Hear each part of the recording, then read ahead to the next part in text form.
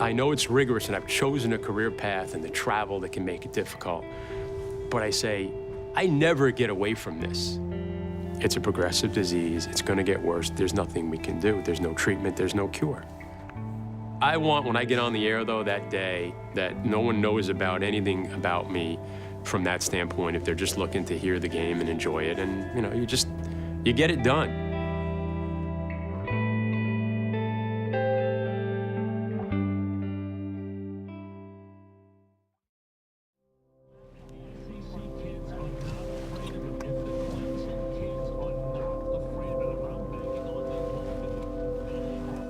A typical game night routine for the radio voice of the Brooklyn Nets. Chris Carrino driving up the Jersey Turnpike, across Staten Island. Always loved, when you come over this bridge, you see all the way from the whole across Brooklyn. Over the Verrazano Bridge and into Brooklyn. I married a Brooklyn girl, so I know how important it is that when you're from Brooklyn, you're always from Brooklyn. The Nets will play the Orlando Magic tonight, and Chris Carrino will be where he always dreamed as a kid growing up in Yonkers. Behind the mic, play-by-play man of a New York pro basketball team. This is his 15th season on the call. Chris Carrino and Tim Capstraw back with you here at Barclays Center off the corner of Flatbush and Atlantic in Brooklyn as we get set to see if the Nets can get the victory. They're 10-25 on the year. He is a student of the craft. You know he's going to bring his A game every single night. He cares about the product. He cares about radio play-by-play. And because of that, the listeners benefit. Robinson spinning foul line jumper is good at the horn. These jobs are competitive, hard to get and sometimes even harder to keep in a business that can often be cutthroat. Across all these years, Carrino has managed to keep his seat on the air. But night after night, getting back to that seat can sometimes be the most arduous task of all. I always have to be careful when I'm walking, because if I misstep, I may stumble and then fall. I've had stitches to my chin on more than one occasion. Chris Carrino is one of 25,000 Americans afflicted with facioscapulohumeral dystrophy, a progressive and debilitating disease with no treatment and no cure. FSHD attacks and weakens muscles in the face, shoulders, and upper arms. Eventually, it can spread elsewhere in the body. Chris is 45 years old, and FSHD began its assault on him as an upperclassman at Fordham University in the late 1980s. What was happening physically that made you think you needed to go see a doctor? I was very active in sports, and I just started realizing I couldn't do the same things athletically. You know, you try running the bases. I was like, all of a sudden, it was like running in sand. I just went to an HMO doctor. He says, well, you definitely have some kind of a muscular dystrophy. I says, you know, that's like the Jerry Lewis telethon, the kids in wheelchairs. He said, yeah, but there's various forms of muscular dystrophy. Not a lot of doctors know about FSHD. It's 5 minutes at medical school. You know, it's a half a page in a medical journal. The Nets lose their 9th consecutive home game, and the Magic win it 83-77. After the game, it's a drive back through the city to meet a charter plane at Newark International Airport. For the team and its traveling party, this is a standard fare hour flight to Michigan for a back-to-back game tomorrow against the Detroit Pistons. For Chris Carrino, no journey, long or short, comes without uncertainty looming every step of the way.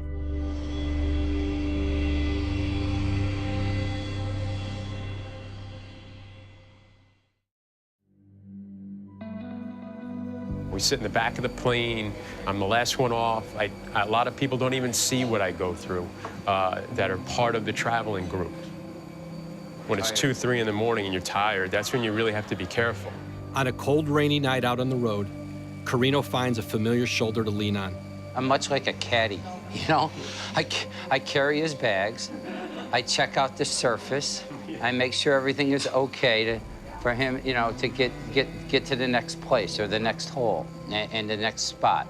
Tim Capstraw has been far more than Carrino's radio broadcast partner for the past 14 years. Capstraw has become a bedrock of Chris's life. Mike Breen said to us last year, he said, you're like an old married couple. You know, and you know, different people say that to you, that you kind of finish sentences. Tim has become, you know, one of my best friends. Even off the air, when we're on the road, we're having lunch together, we're having dinner together, we're always together. It's just because we enjoy each other's company. Tim is one of the most humble, selfless people you're ever going to meet in your life. Does everybody feel this tired at the end of the night, or is it, am I any different from anybody else? I just feel tired, and luckily what I go through is not a lot. It's not pain. It's just some weakness. We'll get up and we'll do it all again tomorrow.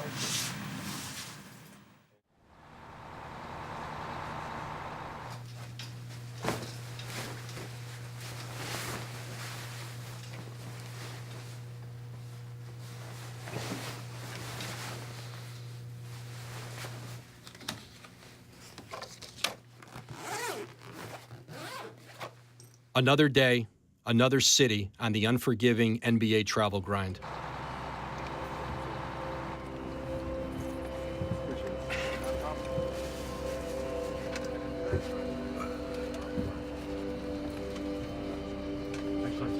There's no missing Chris on the team bus to the arena.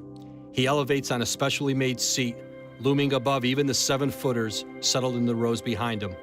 The device offers him an easier way in and out of his seat.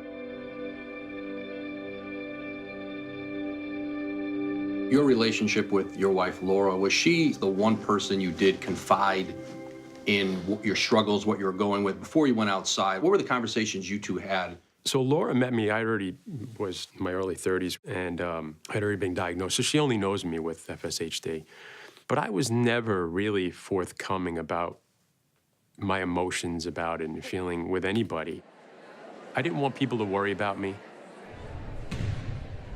She started, I think, getting frustrated with me that I wasn't sharing it. And a good evening. We welcome you to the Palace in Auburn Hills, Michigan, as the Nets will look to bounce back in the second of a back-to-back as they take on the Detroit Pistons.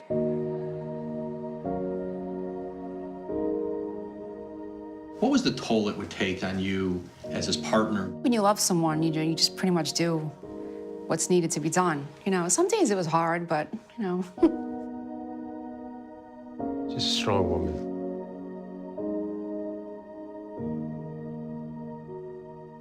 But that's what I mean. What I mean by it really, that burden of living with the disease, and at the same time, the other burden you create for yourself by trying to hide it and pretend it doesn't exist. From every corner of his personal and professional life, support would wash over Carrino. But none touch him as deeply as the way this life turn has connected him to his boy, Christopher Jr. When Chris talks about FSHD, obviously when he talks about his son, it's the biggest, kind of hits me, everybody, in a difficult, tough way. We go to a ball game or something, he's always kind of looking out for me. I don't want him to bump into you, or, are we gonna sit someplace you can be all right when we sit here? He's always looking out, and part of me just hates the fact that he's got to worry about that and that he's got to know about that stuff, but he's growing up as just a wonderful young man. Research shows that there's a 50% chance a parent with FSHD will pass it down to their child. he will ask me from time to time, Mommy, do you think I have FSHD? But we have a great pediatrician who is very familiar with FSHD, and she monitors Christopher over the years, and she doesn't think he has it, but one day we will give him a blood test, and we will find out, definitely. If there was something we can do, if there was a treatment, then obviously it would behoove us to get him tested so that we can start the treatment. But if there's nothing that can be done for him right now, then let's let him be, not have that label right now until, cross that bridge when we have to cross that bridge.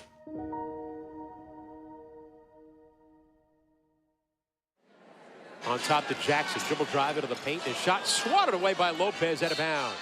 There was a moment, it was a tipping point. It was in the diner. We were having breakfast that morning, and we were sitting in a booth.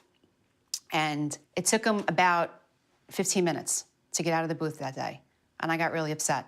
So when we came home, I said, it's time. It's time for you to acknowledge what's going on. You made a name in the media for yourself. And I think this is the perfect time for you to now start a foundation. I appreciate you guys for being here. You're all invited back next year. Thank you. Thank you very much. as you can see by these numbers we have, the number 5 that we have up here, this is our 5th annual event.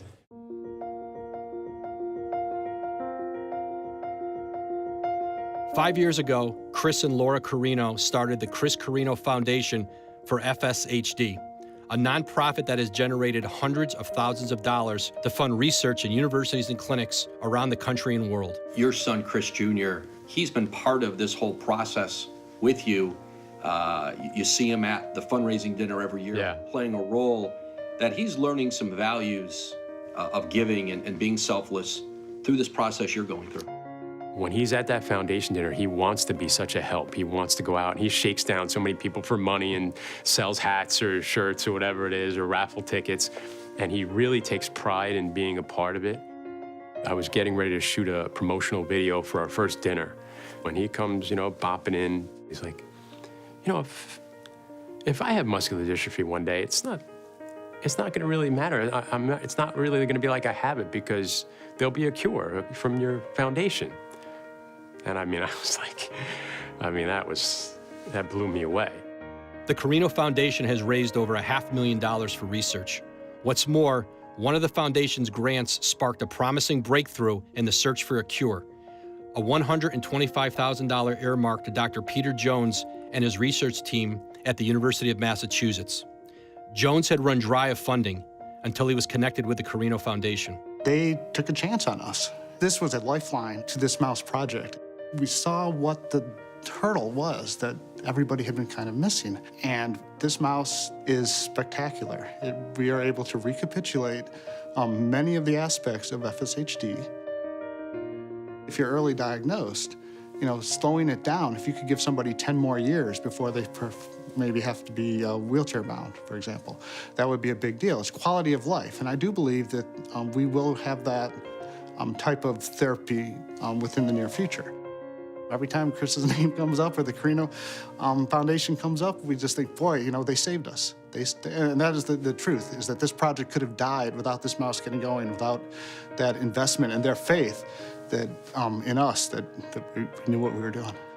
The foundation partnered with St. Louis University on a social media campaign called Dance and Donate. This time, it was Nets players Brooke Lopez and Rondé Hollis Jefferson delivering for the Carrino cause. It's really teamwork, and that's what we're all about. You know, Rondé is a rookie, so we're trying to initiate him to our group, show him what we're all about. The bottom line, we got to be there for each other, we got to trust in each other, and I felt like we absolutely did this fantastic job, spectacular job of that in this video. And the Pistons defeat the Nets here in Auburn Hills. The final, Detroit 103, the Nets 89.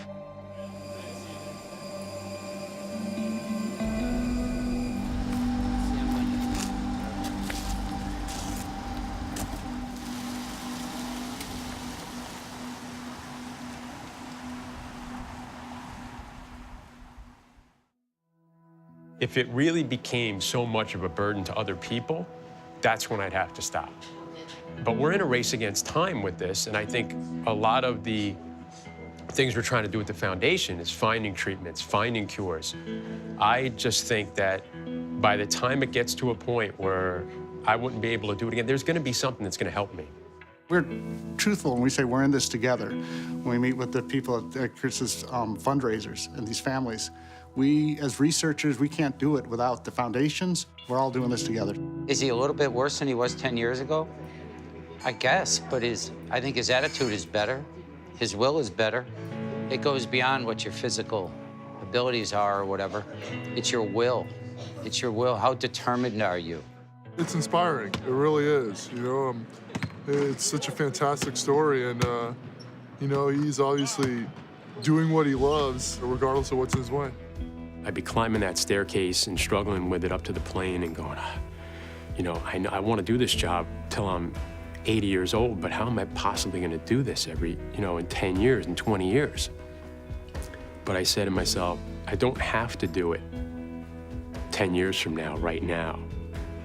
Right now, I just have to get up this staircase that's in front of me. You talk about living your life moment to moment. I mean, I think that's what FSHD It's a lesson that it's kind of taught me to do. I don't worry about how I'm going to get to tomorrow's game. I just worry about today and what I have to do today.